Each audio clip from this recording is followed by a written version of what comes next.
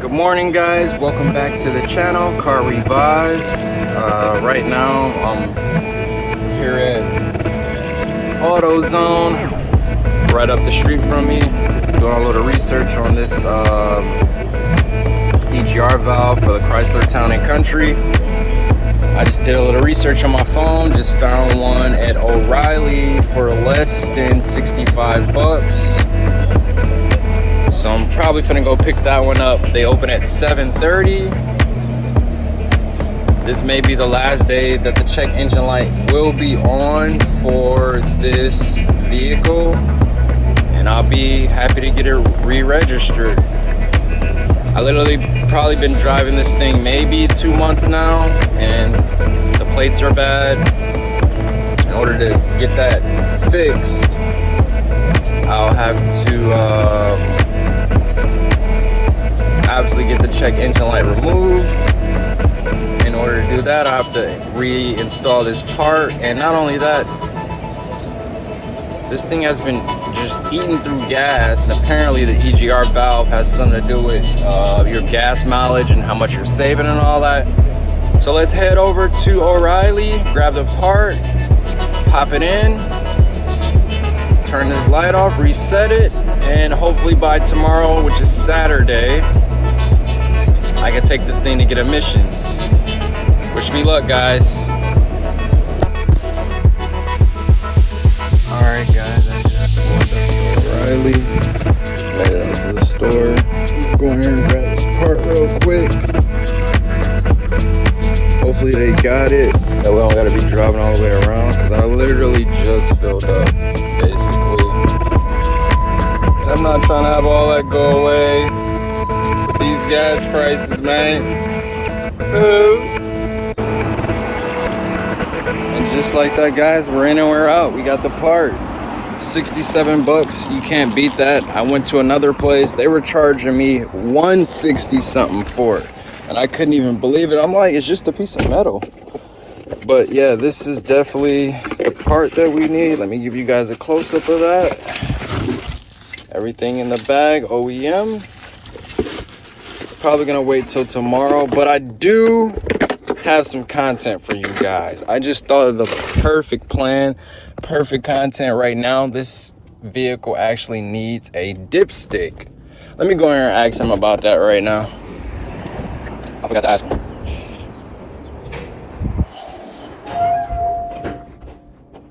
Yeah, no, I just left on here. The dipstick broke on that vehicle right now. You guys don't sell them here, do you? See? Because I was gonna say I might have to just go to the junkyard and get one. Get up. Yeah, that's how I was gonna extract it, but I want to put a new one in there. You know, it broke off at the head. You know what I'm saying? I can't check the level. Yeah, I can't check the level and shit. You know what I'm saying? So I was getting ready to go to the junkyard, but I was like, maybe they might have it here. See how much it would cost. But still, like I said, I could just go to the junkyard and grab it too. Yeah, order. How much? $7. If I order, it'll be here. But it'll be new though. I would say it's probably worth buying it new, right? You buy another one, it may break too. And then this one comes with a warranty on it too, right? It should be right on 50 this morning. Okay. Yeah. Put that order in for me, Joe. Gotcha. Yeah. 712. Right now I'm up early grinding, early in the morning. Even when I'm not working, I'm working, you feel me? Right now, I've already told you guys the check engine light is on for the Chrysler Town and Country.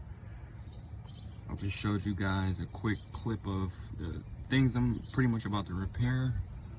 Right now I got this thing kind of set up to where when I put the spark plugs and wires back together, they'll be set up in the correct format of which coil it goes to.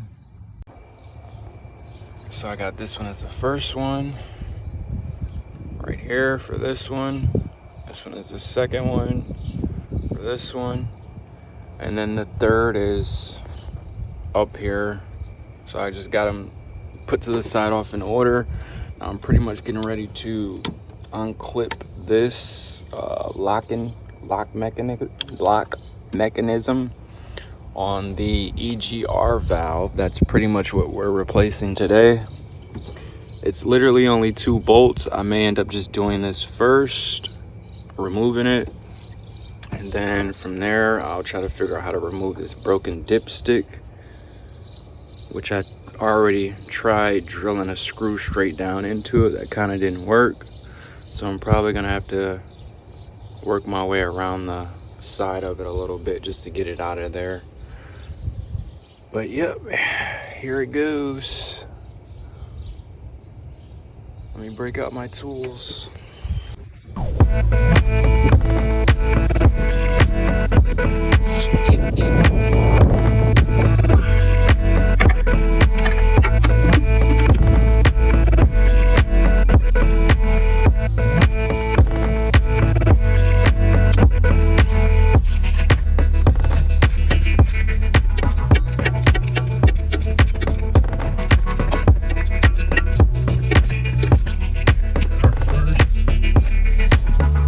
Alright guys, I'm back. We got tons of progress. I just tried using this wrench here. This first bolt here wasn't really giving me too much of a problem. It's this one here, the back side. I just got it loose. The part is pretty much off. Next thing I'm gonna go to is breaking free this nut here and the one next to it. It's like this valve that's going into the motor. I'm pretty sure those are the same size as that one, which is probably a 8 or a 9 maybe. So I'll be back once I actually have this part out. It's pretty much ready to come out. Alright, so pretty much I'm taking off the first screw to like this valve tube.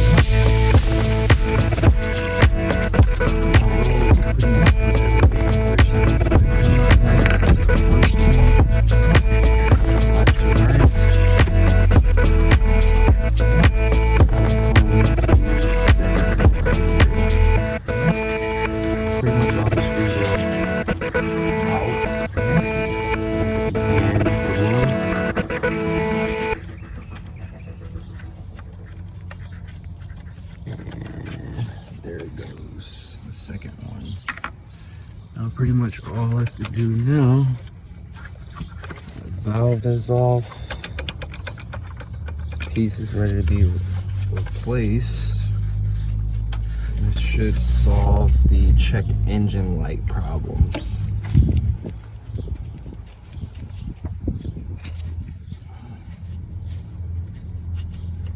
I'm kind of debating on whether I want to replace a couple more things since I'm out here, and this isn't going to take much longer. Let's say in the next few minutes I should have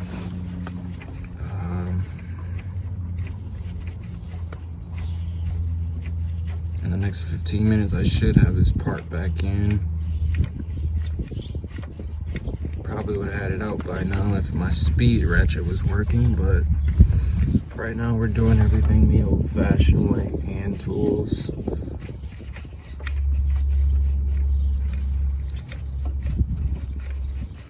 Okay, we got that third screw removed. Seems to be the shorter one. I could have let it drop, but I didn't. And then the longer one goes in the front. This thing came with new screws, new gaskets.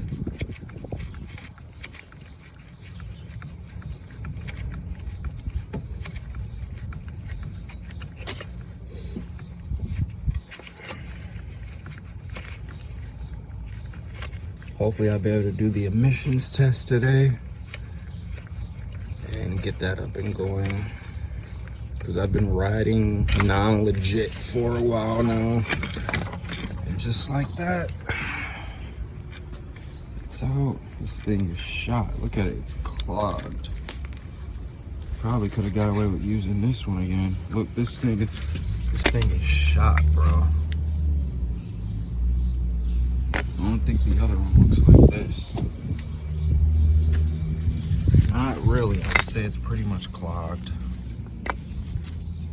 And this is how I'm gonna verify these are the right parts, line them up, side by side, flip this one. Everything looks pretty much legit. Part was 60 bucks. Now before I actually even put back on the new part. I want to clean this tube out first. I'm gonna spray it with some brake cleaner. I got my scraping tool here. Clean up that edge around where the face of the part goes. So let me just go grab a couple more things. I'll be right back. Alright guys, so in order to remove this tube up here, it's just this double-sided threaded bolt, and this piece just comes up just like this. Look how gumped up that thing is. It's disgusting. So I gotta clean that before I hook everything else up.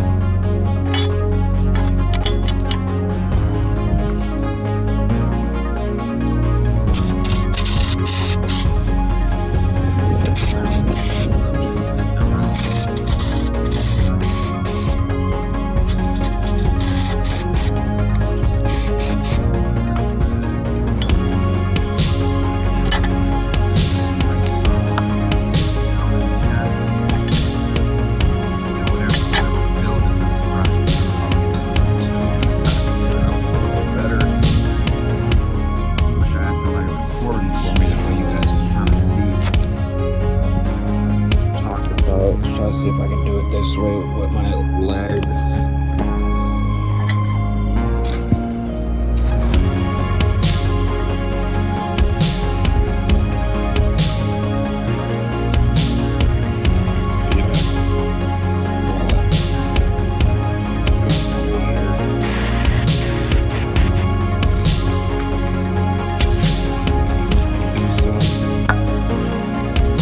So I'll be back in a second. I'm gonna grab a few more tools.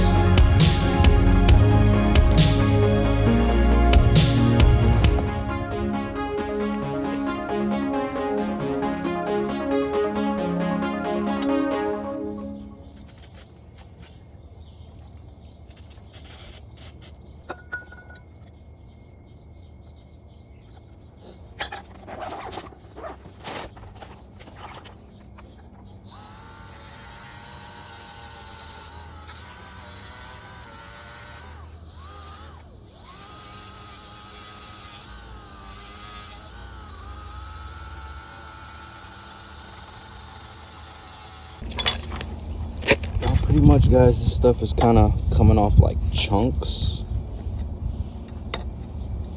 like just as I thought it was. This stuff was just caked off in there. I'm just trying to clean it up as best as I can right now.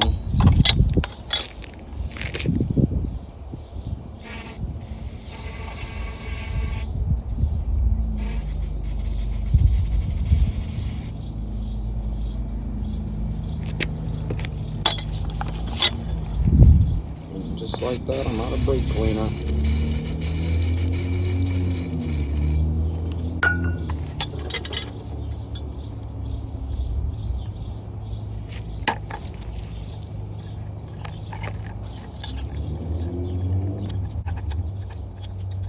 How big this thing is? Come on, dunk. Well, I think he where's where it was. Is it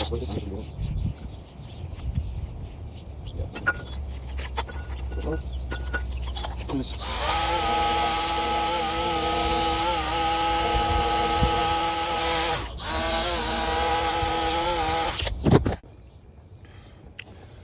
Now I'm literally just doing the same thing I just did, except going in reverse, getting all my bolts started by hand and while trying to record.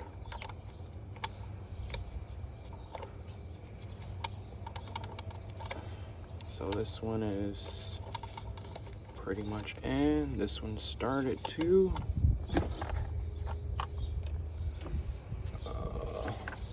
This double-sided bolt. Put that one back. Hand started right away. Grab our new part. Everything is just semi-tight. I'll be back in a second, guys, once I pretty much have this thing lined up.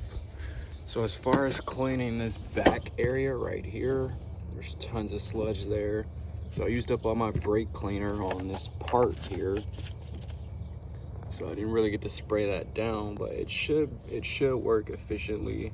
So pretty much I just used my scraper and just went across the surface without damaging it, and then I just used a rag and wiped it off.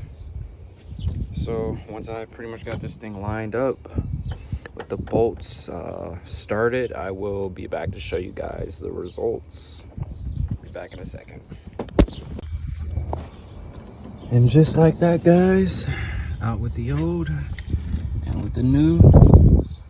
I swear it's something about that new shiny stuff. So pretty much this is pretty much hooked up.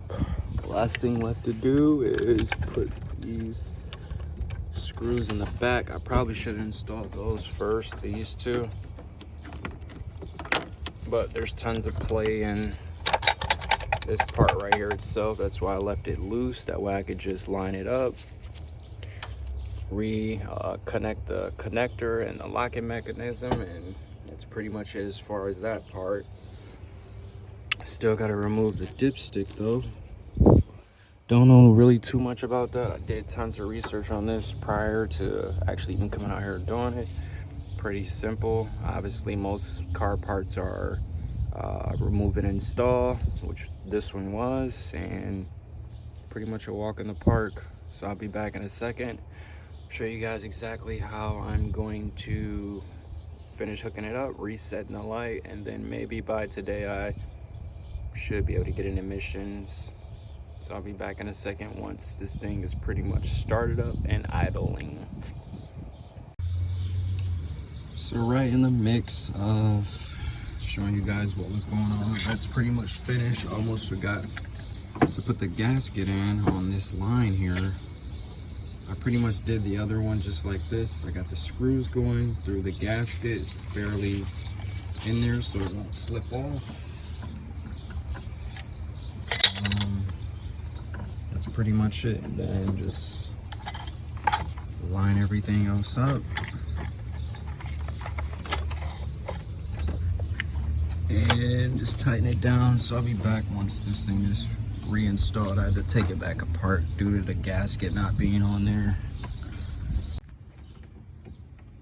All right, guys, pretty much just finished this thing up. The only thing I didn't do yet, I still haven't, after doing all that work and standing, I still have not removed this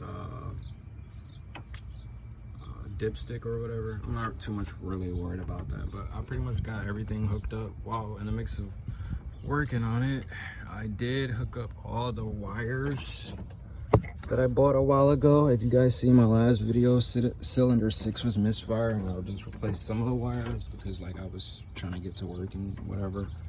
Yeah. And now I just reinstalled all of them in the mix of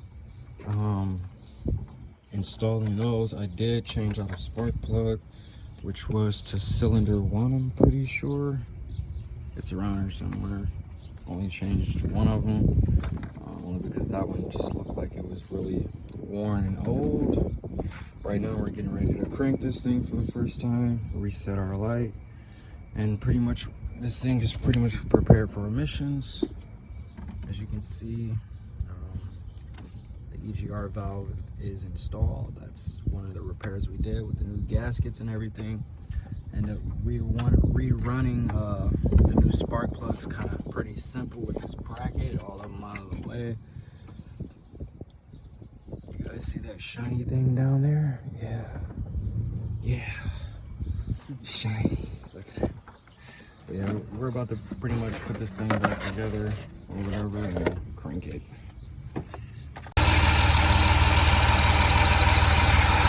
And just like that, guys, it's pretty much fixed. Right before the last scene, I ended up starting the vehicle or whatever. It was messed up. It was not running at all whatsoever. Basically, there was a gap. There was like some type of gap between this line here and the new EGR valve. It wasn't properly seated closed. It was like you could see like through the merge, you know. So I ended up unhooking it and hooking everything back together. But I ended up building it together in my hand instead of having the part launch the car and just bringing, you know, this thing together. That's pretty much it, guys. If you like what you see, hit that subscribe button. Make sure your post notifications are on. And until next time, I'll probably show you guys what this thing can do. As far as like the new repair, apparently it's gonna save a lot more gas and all that stuff. But yeah, it's pretty much fixed. But I really think what was going on, though, honestly, I just see like this bracket right here. It was like a lot of tension on that bolt going this way, so I just let that unhook.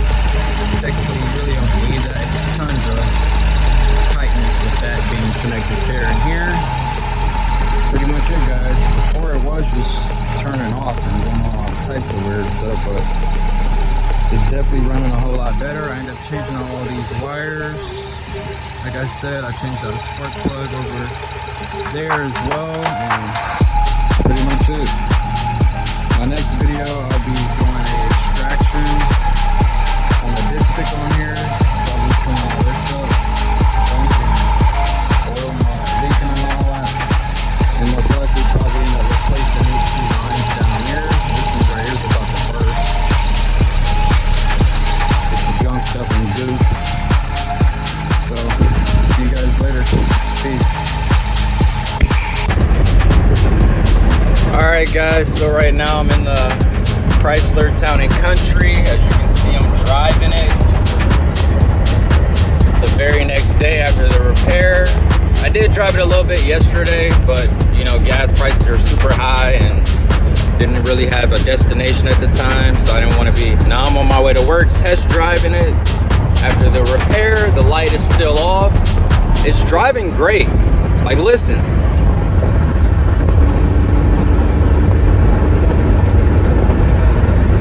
Thing is just driving good.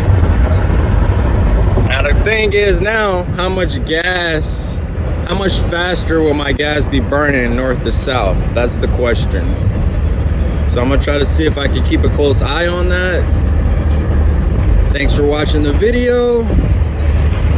Leave a like, leave a comment if you guys ever experienced this before. Basically what happened was there was a gap in the part and the vehicle was sending all these false readings on the fuel. That's what I'm just gonna assume, because it says something like rich fueling or something like that. Like it was just, the fueling ratio was just weird or off from the vehicle. But yeah guys, thanks for watching. Until next time, peace.